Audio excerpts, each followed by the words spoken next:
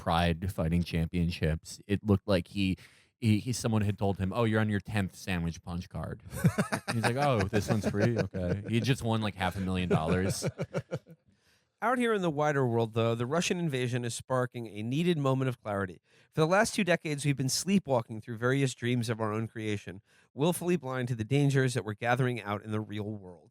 It's time for those dreams to end now. The alarm clock is ringing. The series of great power wars that began with World War I in 1914 and ended with the armistice in Korea in 1952 represented a flood of blood, unprecedented in human history. But for more than a half a century after that nightmare ended, American and Soviet power, and after 1991, just American power, stabilized international borders, legitimized the rights of small countries, and generally suppressed major interstate conflict. That long peace, as some historians call it, created the space for global trade, investment, and migration to flourish, creating an economic boom that benefited first the developed nations, and after 1990 or so, the developing nations as well. That long peace was dealt a critical blow in 2003 when the U.S. invaded Iraq on flimsy pretenses.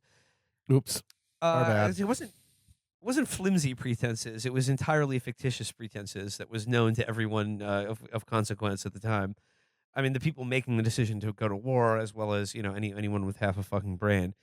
Unlike the Vietnam War, okay, this is the money graph here. Okay. Unlike the Vietnam War, in which we intervened in a civil war, or the Afghanistan War, in which we retaliated for an attack on our soil, the Iraq War was undertaken with only a fig leaf of nonproliferation, supported by obviously flimsy intelligence as an excuse. What, unlike the Vietnam War? No, the Gulf of Tonkin, that was another thing. That was just as real as the Snake Island deal. Hundreds of thousands died, most of them innocents, and the U.S. reputation as a guarantor of international peace and stability was grievously wounded. No. We were the militaristic empire. Iraqis are the ones cowering in bomb shelters. Indeed. But the U.S. didn't conquer Iraq.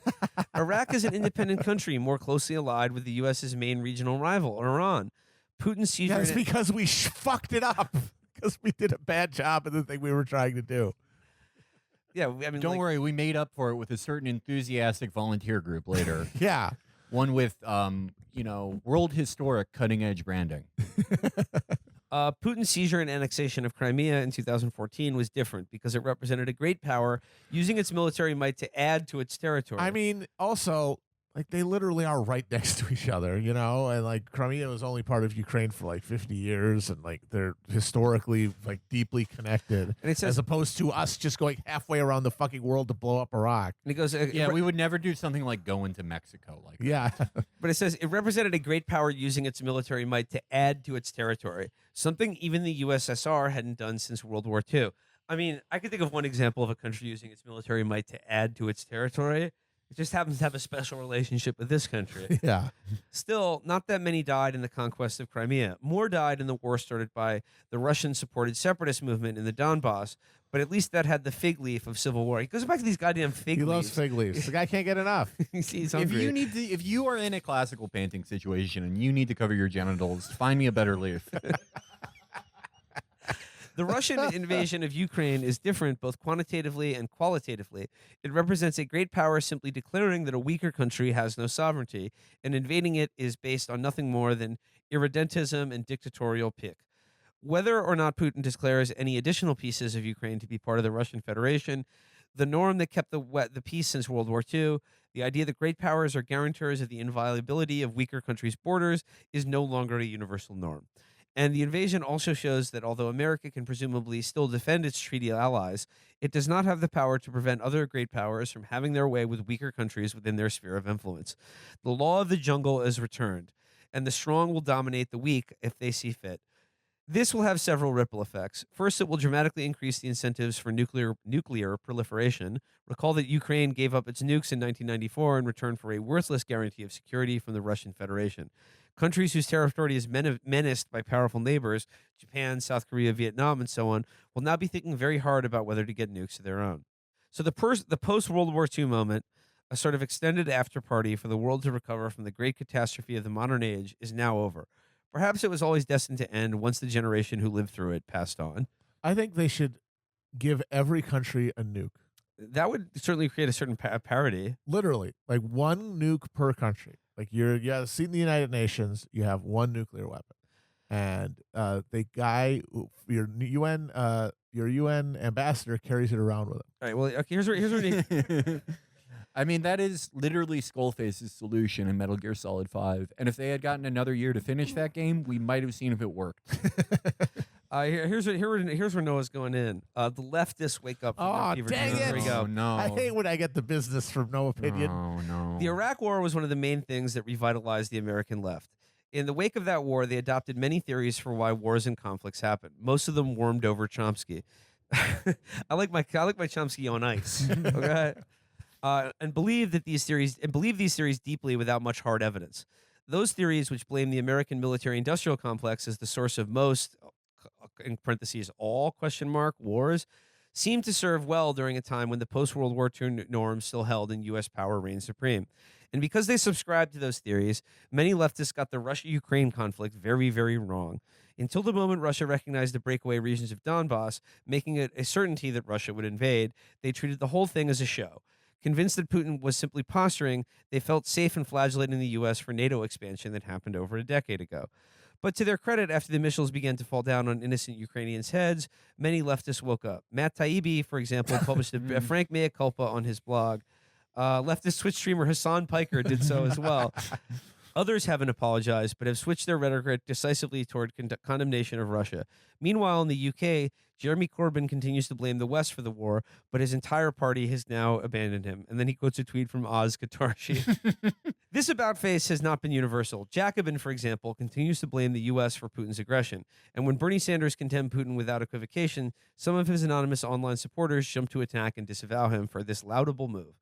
But mostly, the roar of Putin's bombs seems to have jolted the left from their sleep. In 2022, with the fucking war in Europe happening, to be able to fucking find time and space to talk about the bros still, some people, I guess 2016 will never end. Like, it just dug a groove in their brain that can never be cauterized. It's amazing. And, I'm sure he's loving this because, people who didn't expect Russia to invade or we're talking about the fact that the United States government and NATO has certainly escalated this conflict or led Ukraine down a path that would make a situation like this more likely to happen and are now cheering on, any violence that ensues as a result of this.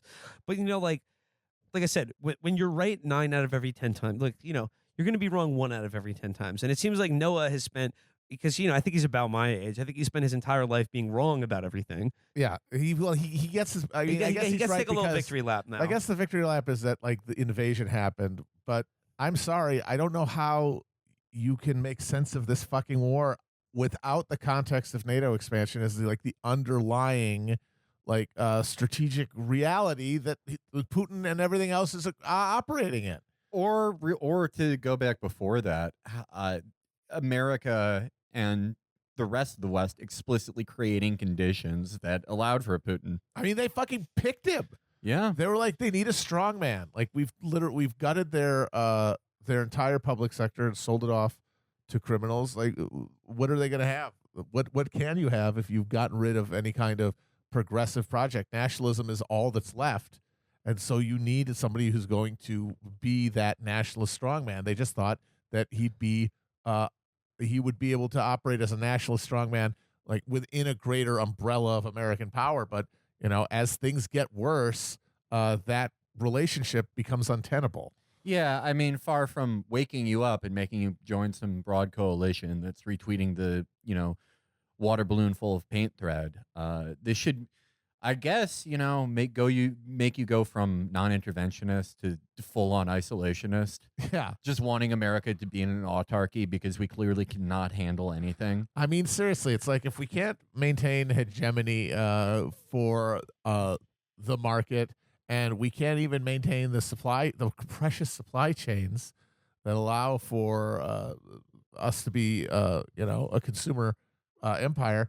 You gotta fucking just literally throw up the borders everywhere. Don't get rid of the army. Just bring them all home and just put them to work in factories and have the military in charge of reindustrializing America so that we can supply our own stuff, because everything else, every other element of the global order that we're supposed to be quarterbacking is clearly just falling to pieces. Yeah, no, we were given free reign in the heart of our former adversary, and we caused we caused ourselves to relive the past 50 years, but shittier because this time we didn't have to offer any concessions to people at home because Yeah. there was no ideology that was competing against it. Okay, just to close out, no opinion here. He writes, for 40 years in the first half of the 20th century, nightmare regimes stormed across the world, wreaking devastation on anyone without the strength to resist them.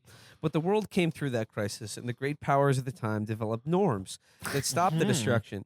In the wake of that great act of responsibility and wisdom, the world for 70 years enjoyed the greatest flourishing of prosperity, culture, and human achievement in all history. Now those norms are gone, torn up by jealous, petty men who never lived to see what a world ruled by the law of the jungle is like. We may yet reestablish the norm. Putin didn't see that. I'm pretty sure that's when he became Vladimir Putin. Yeah. Is in the jungle. More of a jungle than you will ever see in your life. We may yet reestablish the norms of inviolable borders and the rights of small countries, but this will take risk and effort and blood. The blood of the Ukrainians now to be the first to be spilled. The crisis of the 21st century is upon us, and we must go into this crisis with open eyes, discarding the illusions we spun for our own consumption when we took peace for granted. We can no longer afford to treat our wealthy liberal society as a fatted calf to be slaughtered and parceled out by faction. No, but we can afford to treat you like that, Noah. I mean, good luck, man. If the thing that you're trying to defend is Western consumer capitalism, and say this is now what we have to fight for, I'm sorry, that's just not going to work because the whole push there, the entire appeal of that model is that you don't have to fight for it. That's like the one thing that makes it appealing is that, hey, at least you don't have to worry about, actually being in physical danger. Sure, you are essentially a hamster. You have any meaningful ability to, control the shape of your life and express yourself and your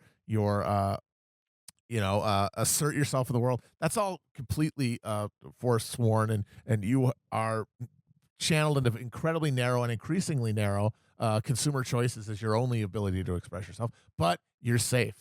You get to be a safe little veal calf while that's happening. Saying, yeah, you still are going to live in this liberal consumer, this dead consumer empire, but also you have to, pick up a fucking AR-15 and go shoot it out with fucking And Noah's not even going to do Chechens? that. He said he wanted to be a drone pilot for Ukraine. Yeah. Yeah, taking off from what runway exactly? Yeah, and also the point of this, last 30 years of the American Empire is specifically you do not have to think about it. Yeah. Well, not last 30 years, about last 15. After it became too hard to look at, it was able to be kept going by the fact that most Americans do not ever want to think or care about foreign policy. Yes. And that is not going to change. And well, this way, there has been some supposed groundswell of American unity for this great new project of defending our way of life. I should remind people that you are only seeing people who read the exact same media you do, which is an incredibly small group. This is still the exact same country where like half of the people here think that Bono was secretly killed in 2019 in a military tribunal. It's the exact same place. well, I think Noah, I think he enjoys this moment of crisis because I think it allows him to retrofit essentially like his political and ideological view of the world, which is essentially socially liberal, fiscally conservative, Yeah. and make that seem like it's a dynamic force that's worth fighting for again. Because I guess like in his opinion, like the alternative is the law of the jungle. But like, I'm sorry, it's the law of the jungle for every country outside the sphere of the United States. Yeah. And it's the law of the jungle because that's what we impose on them. Yeah. Because that is our fatted calf is fat because we create conditions that are the law of the jungle for the rest of the fucking planet. It is Right. also the jungle in a lot of places in this country that are cut out of that deal. Yeah, exactly. And if people are going to fight, they're going to fight for something a lot. They're not going to fight for the fucking airy liberal fucking non-ideology, the imagined non-ideology that no opinions of the world think is worth defending. So, like, if they need to, if you really do think the 21st century is going to be like this the red and tooth and claw thing, you got to find something worth fighting for because that's just not going to be it. What do you think? What do you think, Yeah, that'll boys? do it. Yeah. Yeah. All right. That'll do it. Yeah. Okay. Good with me. All right. Well, that does it for today's episode. Nashville, we will see you soon. Yep. Hope If it's if still you're in there, Nashville. fingers crossed. I think that's the only target on Russian nuclear weapons. They think that's the heart of American power. They have to destroy our strategic bridesmaids reserves. That was our Grand Ole Opry. You bastards. Yeah, but Nashville, we'll see you soon, and hope to see you at our show. Bye-bye. All right. Great. All right, you guys want to get a barbecue? Yeah, I have to get this plunger. Okay.